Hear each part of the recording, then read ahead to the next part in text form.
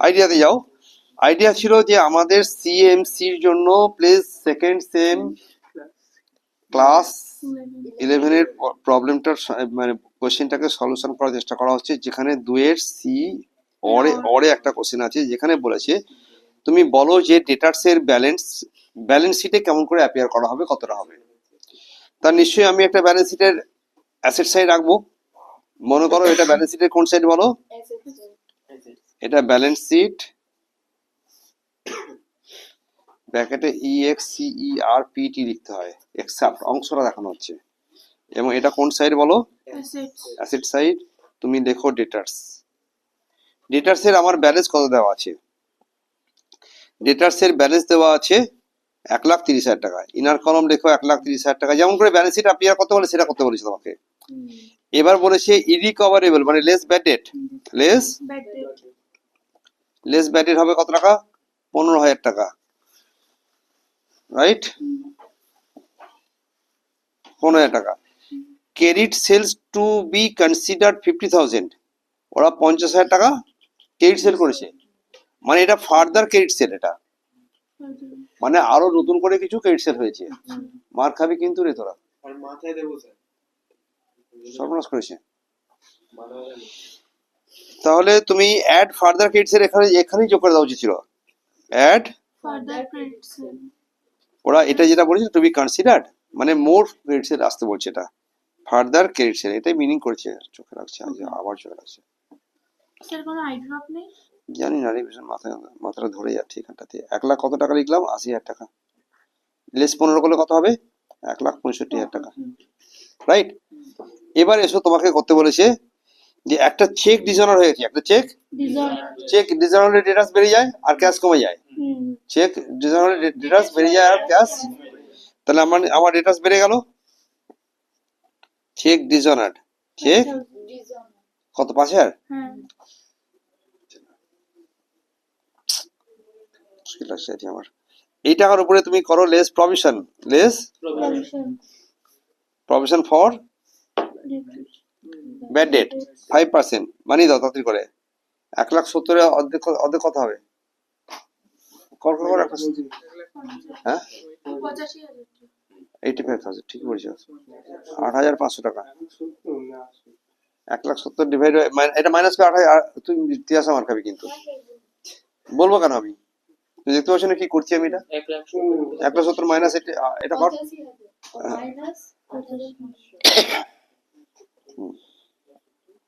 1,61,500। এখান থেকে লেস করো প্রভিশন ফর ডিসকাউন্ট, কত পার্সেন্ট? মানে পারফেক্ট লেভেলে না শিখলে কিন্তু পারা যাবে না পরীক্ষাতে। কত এটা? 2.5% কর, 4,037 মাইনাস কর।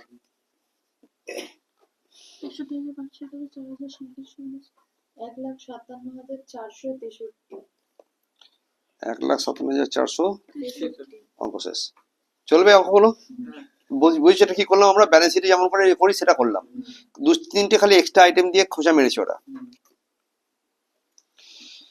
এরপরে গল্প বলছে যে following information Behala club limited calculate the amount of subscription for the year, right?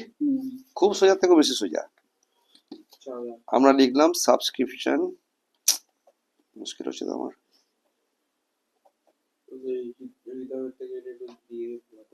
কি ওটা? কি বাম এটা? কেমন গারাকা জিনিস, আই ডোন্ট লাইক দ্যাট। চলো তুমি বলো এখানে এটাকে কি অ্যাড করবে। তোমার কাছে সাবস্ক্রিপশন কত রিসিভ করেছিলে? সাবস্ক্রিপশন রিসিভড বোঝা যাচ্ছে নাকি না বোঝা যাচ্ছে? বেকার বকর গরুর মধ্যে দেখছিস তোরা। এই বুঝে আছিস সুপ্রীতি?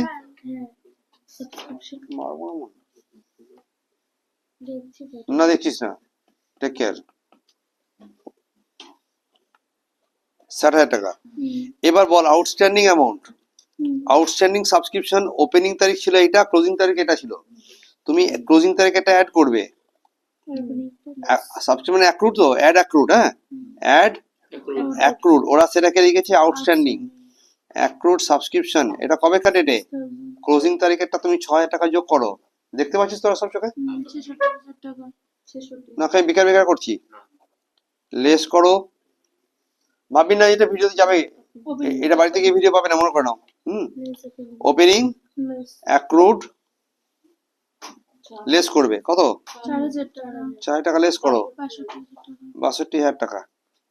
তারপরে এসো অ্যাডভান্সে পেয়ে গেছি, অ্যাডভান্স লেস অ্যাডভান্স যেটা ক্লোজিং 7,000 টাকা।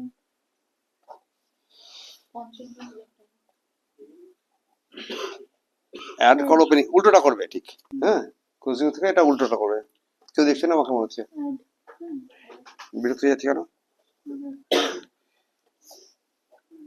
কত? 5,000 60 answer subscription for the year. চলবে?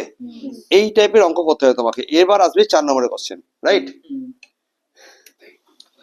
এরপরে আসবে 3 নম্বরের লটের কোশ্চেন, যেখানে আমার 4টে কোশ্চেন আছে, 4 নম্বর করে 5খানা কোশ্চেনের। ফার্স্ট কোশ্চেন ছিল ক্যাশবুক করা। আমি শর্টে দেখাচ্ছি। স্যার আমার ডাক্তার আছে, খাতা করবেন? না থাক, হয়ে যাবে। স্যার আমি করে নিলাম না।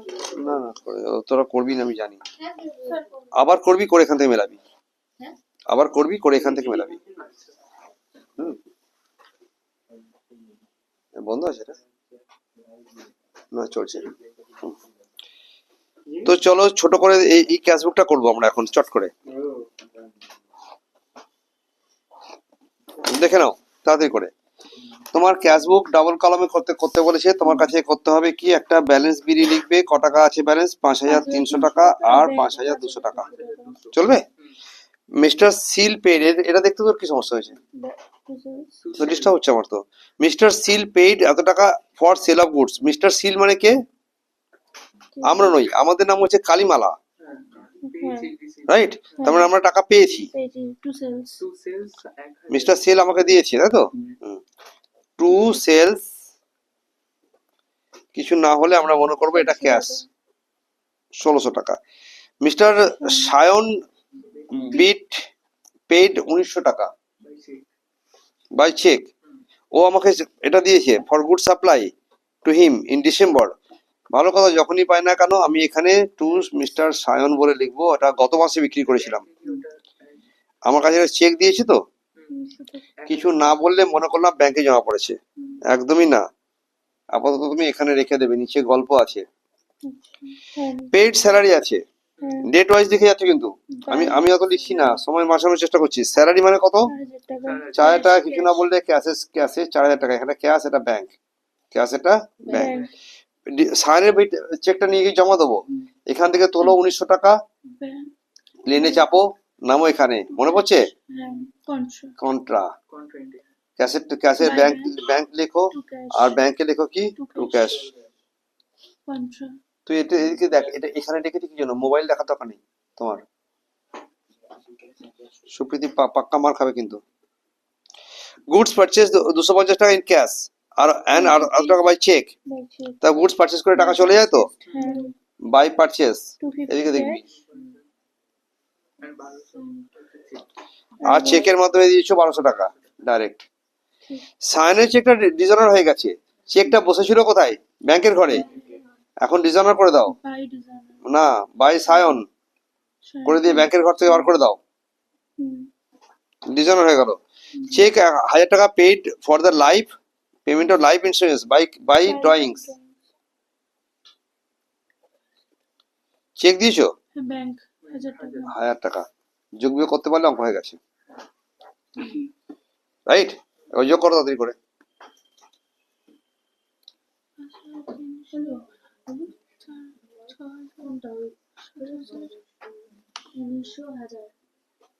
চলছে না চলছে, বলো বউ। এদিক টাকা যোগ করো, কত হলো? 8,800। সবসময় ক্যাশের এদিক টাকা যোগ করতে হয়। এই তিনটে বিয়োগ করে এখানে বল ব্যালেন্স কত হলো। 8,800 মাইনাস 4,000 মাইনাস 1,900 মাইনাস 250।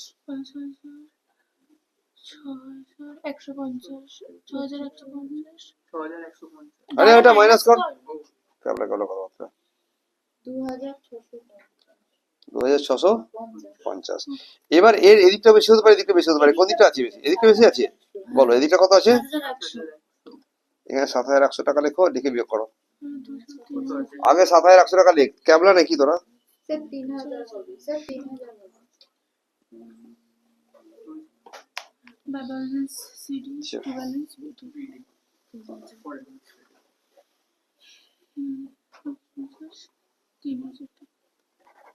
এই হলো একটা ক্যাশবুকের অঙ্ক। নেক্সট চলো go to for the next question. Next question is regarding BRS.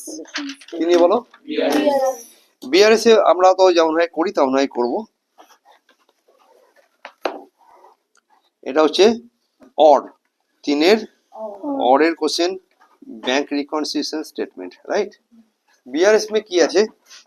BRS এ তোমাকে বলেছে bank balance as per passbook,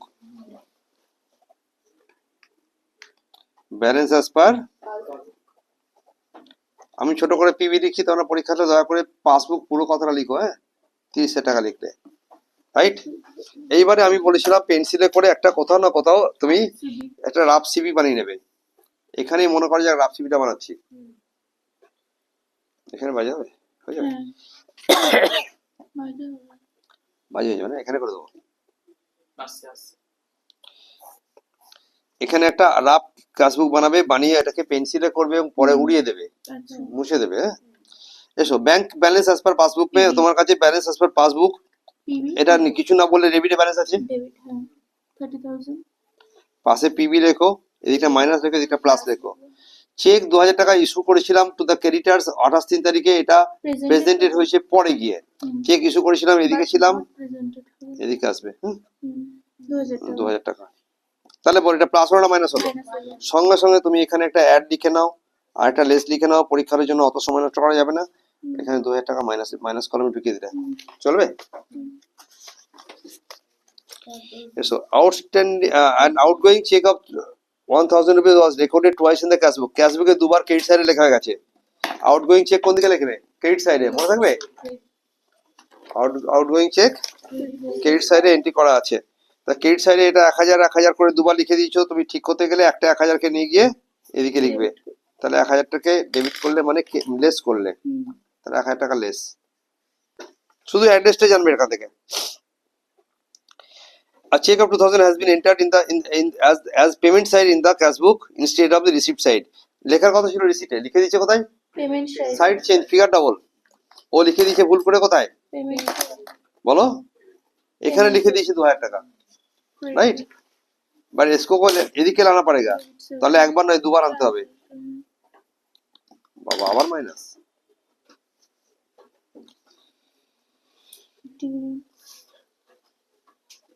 dividend 3000 টাকা collected by bank but no intimation. Dividend এসছে, ডিভিডেন্ড সর্বনাশ করেছে, আবার ডিভিডেন্ড এসে গেল, right? Dividend collected by bank হয়েছে, তাহলে মেক এন্ট্রি হবে তো ক্যাশ তো মেক এন্ট্রি করে দিয়েছি, তো টাকা এসে এলো, আমরা রেখে লিখে দিলাম।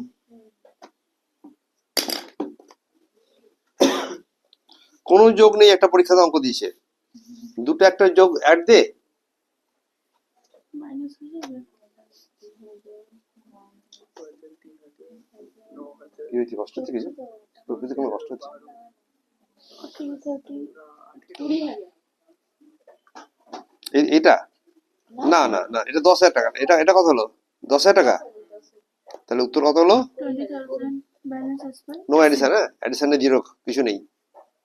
আচ্ছা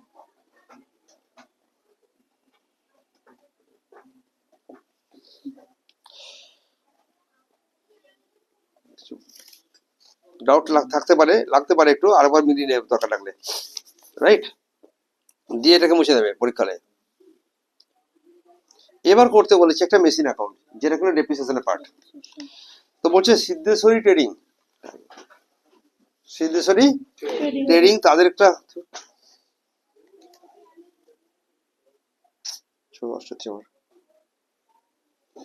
মেশিন কিনেছিল 30,000 টাকা দিয়ে।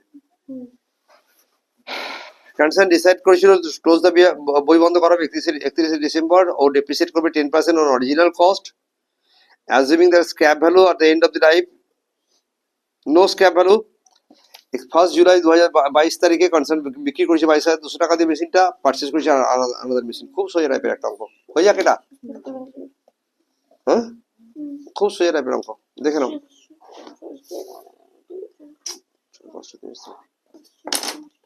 কি এখন করবো বলো? মেশিনারি অ্যাকাউন্ট আমাকে বল এখানে ব্যালেন্স কত টাকা ছিল, প্রথম কিনেছে কত তারিখে? 1 jan 2021 ফার্স্ট জানে কিনেছে, মানে বাই ব্যাংক দিয়ে, টু ব্যাংক দিয়ে কিনবে 1/1/2021। 3 বছরে এখন কত দিচ্ছে, এই না হলে সিএমসি করবি একটু বেশি, বড় দিবি দিয়ে তার বেশি নম্বর দে। বলো ক টাকা ছিল ওপেনিং ব্যালেন্স? 30,000 টাকা দিয়ে ছিল একটা, কেনা হলো। ক বছর অঙ্ক করতে বলেছে এটা? 3 বছর সর্বনাশ করেছে। এখানে একটা করো, এখানে একটা করো, আবার এখানে একটা করো। বলো কোশ্চেন দেখে রাখলে ভালো হবে একদম। বাই ডেপ্রিসিয়েশন কি হচ্ছে বুঝছি না তো আমি এটা। আচ্ছা, ওই বছর যে কেনা হলো 10% ডিপ্রেশন দেবে, কোনো স্ক্র্যাপ ভ্যালু নেই, তার বাই ডেপ করো। 3000 টাকা বাই ডেপ 3,000 টাকা। এখানে ব্যালেন্স লেখো কত? 27,000, রাইট? এখানে 30,000 টাকা। কেউ বুঝতে অসুবিধা হলে আমাকে এখনই বলতে পারো অন স্ক্রিন, স্যার এখন বুঝছি পরে বুঝে নেবো, সব নয় এখন বুঝলাম না পরে বুঝে যাবো বলে কোনো কথা নেই। হ্যাঁ, 27,000 হলো ফার্স্ট মেশিনটা। 1 জুলাই 22 গেলাম, 1 জুলাই 22 ও 1 জুলাই 22 মানে এই বছর, তাই তো? এই বছর গিয়ে তুমি কি করেছো, একটা মেশিন কিনেছো নাকি? না সোল্ড শোল্ড করেছো আর কিনেওছো একই দিনে। টু ব্যাংক দিয়ে কেন, ক টাকা কিনলে? 17,000 টাকা হুম 17,000 আর বিক্রি করলে ক টাকা দিয়ে? 22,500 22,500 টাকা দিয়ে বিক্রি করে দিল। কবে? 1/7 তারিখে, রাইট? এই বিক্রি করলে ওই ছোট ছোট রিপ্রেজেন্ট করো 6 মাসের একটা, তাহলে 30-এর উপরে 6 মাস মানে 1,500 টাকা রিপ্রেজেন্ট করলে ওই যে অরিজিনাল কস্ট পুরো করতে হবে, রিডিউসিং ব্যালেন্স নয়। হ্যাঁ, এক বছরে যদি 3,000 হয় তাহলে 6 মাসে 1500 আচ্ছা বছর কবে শেষ হচ্ছে? 31 ডিসেম্বর 31 ডিসেম্বর, রাইট? তাহলে এখানে এই টাকার রিপ্রেজেন্ট হলো, তা ফিগার কত ছিল? 27,000 মাইনাস 1,500, এখানে বার করে নাও। তোমার ছিল কত? 27,000, তো সেখান থেকে আরো 1,500 মাইনাস হলো, 25,500 এটা হলো 25,500। বিক্রি কত দিয়ে করেছো? 22,500 টাকা দিয়ে। তাহলে লস কত খেয়েছো? 3,000 টাকা। 3,000 এরকম যখন লস খাবে তখন এই ডান দিকে বাই পি এর লিখবে। বাই পি এর কত টাকা লিখলাম? 3,000 টাকা। একটু ছোট করে দে, বড় করে দাও। হ্যাঁ, পিএল হলো এটা। এবার আর কি করা হয়েছে, নতুন একটা মেশিন কেনা হয়েছে, আর একটা লাস্ট বছর এই বছরে ডেপ্রিসিয়েশন করা হবে। এই ডেপ্রিসিয়েশনটা করা হবে এই 70-এর উপরে 6 মাস। বলো 70-এর উপরে 6 মাস কত হবে? 7,000 অর্ধেক করলে 3,500 টাকা, 34 রাইট? মানে সিডিবিডি কর 27,000 টাকা, এটা করলে 97,000। এখানে 97,000 করলাম, 97,000 মাইনাস 22,500 মাইনাস 1,500 মাইনাস 3,000 70,000 কত? না, আর 3,500 3,000 মাইনাস 3,500 66,000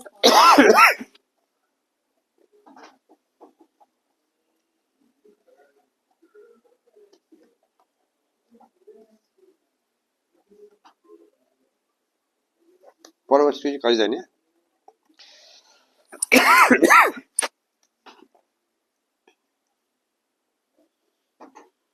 সেটা 7,000 মাইনাস করলে 59,500 বোঝা যাচ্ছে যে অঙ্কগুলো ওরা বেশি কিছু কঠিন দিচ্ছে না, কিন্তু তোমায় করতে হবে।